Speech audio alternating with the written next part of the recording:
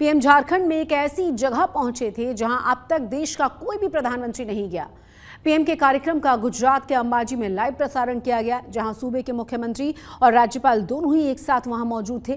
क्या है पीएम के झारखंड प्रवास की इनसाइड स्टोरी, इस रिपोर्ट के जरिए जानिए।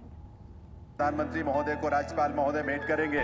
तालियों की गूंज आपकी आनी चाहिए मंच तक और दूर दूर तक। रेडियो सज्जनों, बहुत बहुत स्वागत है अभिनंदन माननीय प्रधानमंत्री महोदय का। अब मैं निवेदन करूंगा, केंद्रीय जन का बड़ा सुंदर रूप है। आदिवासी समाज में भगवान का दर्जा रखने वाले बिरसा मुंडा की जयंती पर झारखंड से लेकर गुजरात तक उत्साह देखने को मिला। प्रधानमंत्री नरेंद्र मोदी भी भगवान बिरसा मुंडा को श्रद्धांजलि देने उनकी जन्म स्थली पर पहुंचे।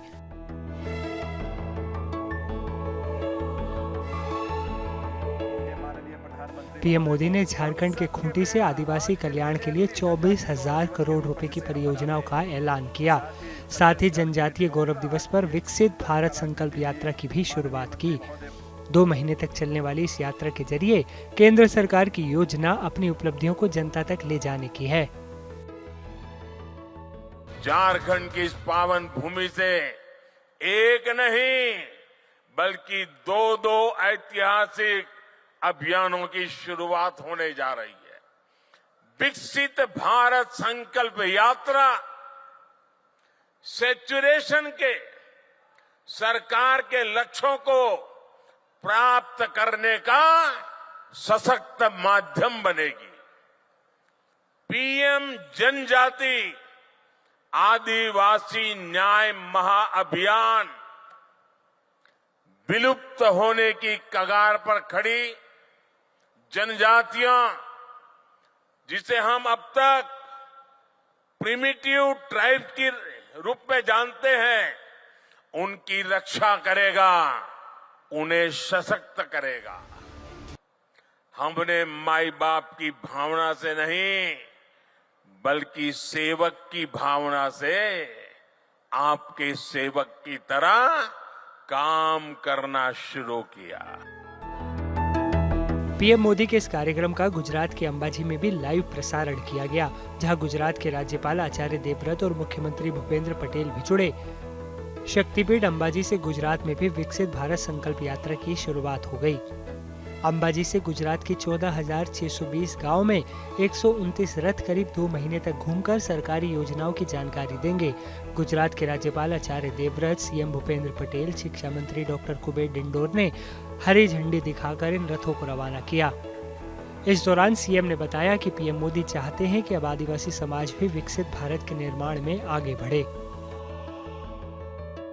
ऐसा महामानव कि जिसको आजादी के बाद हम भूल गए थे, लेकिन भारत के यशस्वी प्रधानमंत्री श्रीमान नरेंद्र मोदी जी ने उन द्वारा किए गए कार्यों का सम्मान करते हुए आदि जाति के भाइयों बंधुओं में गौरव की स्थापना के लिए ऐसे महापुरुष को भगवान बिरसा मुंडा के रूप में प्रस्तुत करने का काम किया। ग्रीन ग्रोथ होलिस्टिक डेवलपमेंट हमने कही बताई, मात्र એટલું જ નહીં, આદિવાસી સમુદાયનો ઇતિહાસ અસ્મિતા અને વિરાસતનો વિશ્વ સમક્ષ ઉજાગર થાય, સૌ તેનું ગૌરવગાન કરે તેવા આયામ પર તેમણે આપ્યા છે। ભગવાન બિરસા મુંડાની જન્મજયંતિને जनजाति गौरव दिवस तरीके उजवવાની परंपरा वडाप्रधान श्री नरेंद्रभाई मोदीए शुरू करावी। आज जनजाति गौरव दिवस निमित्ते भगवान बिरसा मुंडाના जन्मस्थान खूंटी झारखंड की विकसित भारत संकल्प यात्रा में प्रस्थान देव करावाना है। जनजातीय गौरव दिवस के इस खास मौके पर सभा स्थल के बाहर पीएम उज्ज्वला योजना का स्टॉल भी लगाया गया था, जहां दांता तहसील की महिलाएं उज्ज्वला योजना के तहत लाभ पाकर खुशी महसूस कर रही थी। इंडियन ऑयल के अलग अलग अधिकारी भी सभा में मौजूद थे।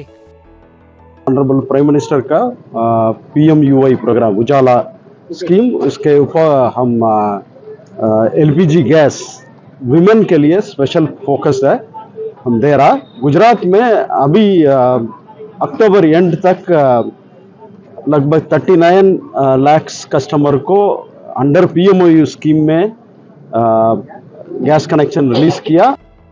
बिरसा मुंडा की जन्म जयंती पर अंबाजी पहुंचे गुजरात के राज्यपाल और मुख्यमंत्री भूपेंद्र पटेल ने मां अंबा के भी दर्शन कर आशीर्वाद लिया। माता जी के मंदिर में मुख्यमंत्री श्री और राज्यपाल श्री माँ की पूजा करने आए थे और दर्शन किया, और उनको जैसी यहाँ की परंपरा जैसी है इसको पंचोपचार माँ की पूजा करवाई, आरती करवाई और माँ का भोग दिया और उनका आशीर्वाद दिया कि माँ हमको सुख समृद्धि आले और राज्य का भी उत्कर्ष था, ऐसा आशीर्वाद दिया। जय श्री अम्बे। ये पहला मौका था जब राज्यपाल और मुख्यमंत्री ने एक साथ अंबाजी मंदिर में पूजा अर्चना की। इसके बाद वे हेलीकॉप्टर के जरिए गांधीनगर के लिए रवाना हो गए। अंबाजी से शक्ति सिंह राजपूत, आज तक। भारत संकल्प यात्रा का गुजरात में प्रारंभ आज से हो चुका है। अंबाजी के पास जो चिखला गांव है, चिखला गांव में आज भारत संकल्प यात्रा का शुभारंभ हुआ था। गुजरात के मुख्यमंत्री सभा में जुड़े थे और भारत के प्रधानमंत्री नरेंद्र मोदी भी वर्चुअली झारखंड से इस सभा में जुड़े थे। बड़ी संख्या में लोग अंबाजी में आए थे और सभा के अंदर बड़ी संख्या में भीड़ देखने को मिली थी। शक्ति सिंह राजपूत, अंबाजी, आज तक। पीएम मोदी के ड्रीम प्रोजेक्ट रण उत्सव की रंगारंग शुरुआत हो गई है। सफेद रेगिस्तान के नाम से मशहूर कच्छ का इलाका, जहां कोई जाना नहीं चाहता था, आज रण उत्सव की वजह से लाखों सैलानियों के आकर्षण का केंद्र बना हुआ है।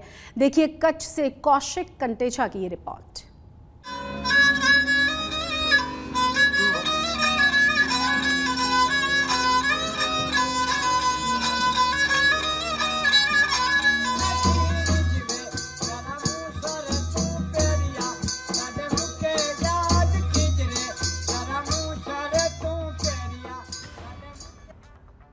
सफेद रेगिस्तान में रण उत्सव की शुरुआत।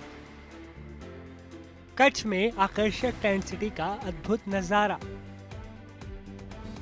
कच्छ का रण बना पर्यटकों की पसंदीदा जगह। कच्छ के धोर्डो गांव को मिला है सर्वश्रेष्ठ गांव का अवार्ड, जिसे दुनिया ने सफेद रेगिस्तान का नाम दिया। जिस वीरान प्रदेश में कोई भूले से भी नहीं आता था, वो कच्छ का रण अपने अनुपम सौंदर्य से पूरी दुनिया को लुभा रहा है। सफेद रेगिस्तान को कुदरत ने जो खूबसूरती नवाजी है, उसे देखने अब दूर दूर से लोग आते हैं।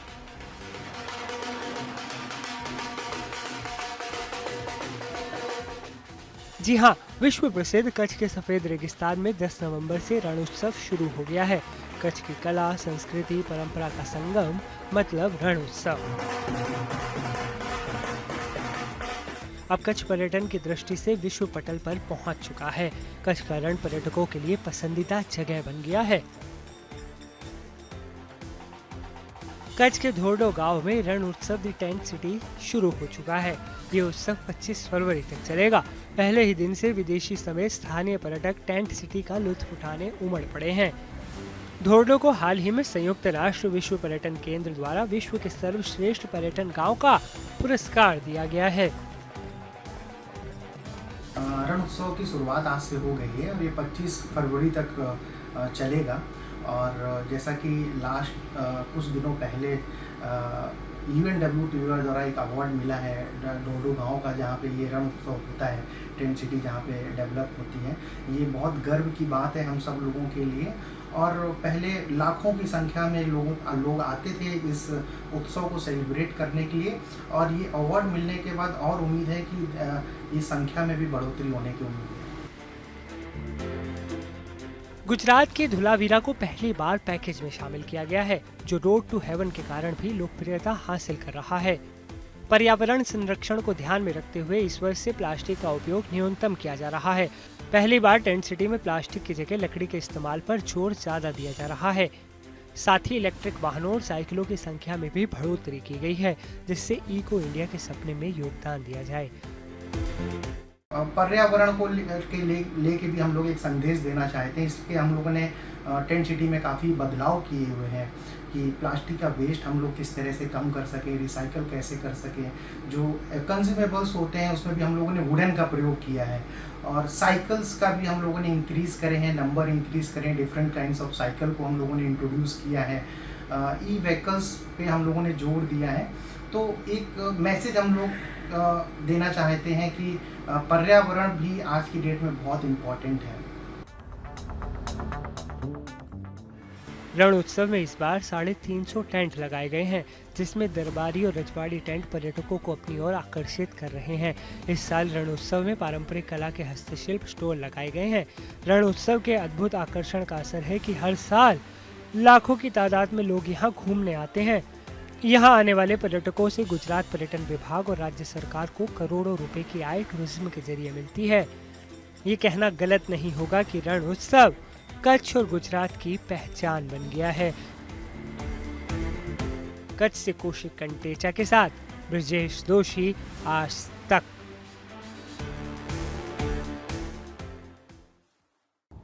दिवाली के मौके पर गुजरात में पटाखों और आतिशबाजी से जहां उत्सव का समा बंधा हुआ है, वहीं आग लगने की घटनाओं की भी बाढ़ सी आ गई है।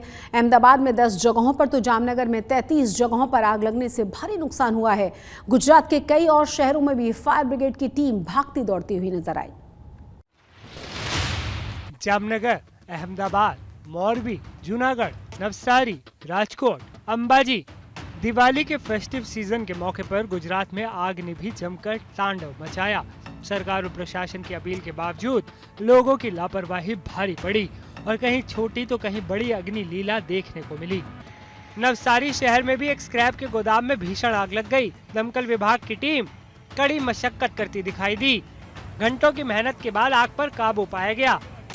सूरत के एक कपड़े की फैक्ट्री में 4 श्रमिकों की दर्दनाक मौत हुई है। चारों ही श्रमिक फैक्ट्री में टैंक में सफाई के लिए उतरे थे, लेकिन मौत के मुंह में समा गए। सुप्रीम कोर्ट की सख्त गाइडलाइंस के बावजूद सीवर और टैंक की सफाई के दौरान श्रमिकों की मौतों का सिलसिला नहीं थम रहा। इसीलिए 4 बेगुनाहों की मौतों का जिम्मेदार कौन है, ये सबसे बड़ा सवाल है। देश के हुक्मरान दावा करते हैं कि भारत दुनिया की 5वीं सबसे बड़ी अर्थव्यवस्था बन गया है और जल्दी ही हम दुनिया की 3री बड़ी अर्थव्यवस्था हो जाएंगे। लेकिन देश के अग्रणी राज्य गुजरात के सूरत से जो तस्वीर सामने आई है, उसे देखकर सिर शर्म से झुक जाए। नेताओं के दावों पर रोने का मन करे। जिस देश में बुनियादी सुविधाएं भी मैसर नहीं, जहां जिंदगी की कोई कीमत नहीं, उसकी अर्थव्यवस्था तो छोड़िए, कोई व्यवस्था का वजूद भी है। सवाल इस बात का है। काम करने वाले 2 श्रमिक कंपनी के एफ्लुएंट ट्रीटमेंट प्लांट यानी ईटीपी के टैंक की सफाई करने के लिए नीचे उतरे थे, जहां उनकी जहरीली गैस और दम घुटने के कारण मौत हो गई। जब दोनों टैंक से बाहर नहीं आए तो उनको देखने के लिए बाद में उतरे 2 श्रमिकों का भी वही हाल हुआ।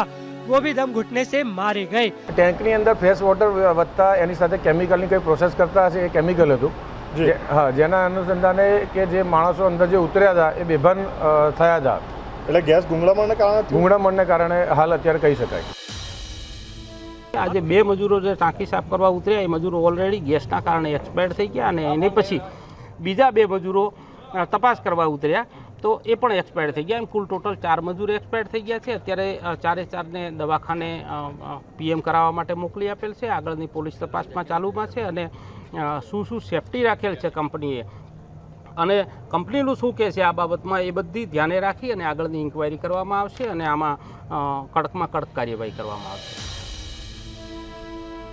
शुरुआती जांच में ये भी पता चला है कि किरण इंडस्ट्री के टैंक में जो गंदा पानी इकट्ठा होता है उसे रिफाइन करके निकाला जाता है। लेकिन सवाल है कि बिना किसी सेफ्टी इक्विपमेंट के श्रमिकों को टैंक में क्यों उतरने दिया गया। जब जहरीली गैस के कारण हर साल सैकड़ों श्रमिकों की टैंक और सीवर सफाई के दौरान मौत हो जाती है, तो सरकार ने इसके लिए कोई सुरक्षित व्यवस्था क्यों नहीं बनाई। क्यों गरीब श्रमिकों को मौत के मुंह में जाने के लिए छोड़ दिया जाता है।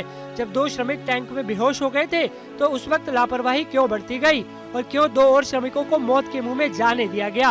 आखिर राज्य और केंद्र की सरकार सीवर में होने वाली मौतों को लेकर क्यों गंभीर नहीं है।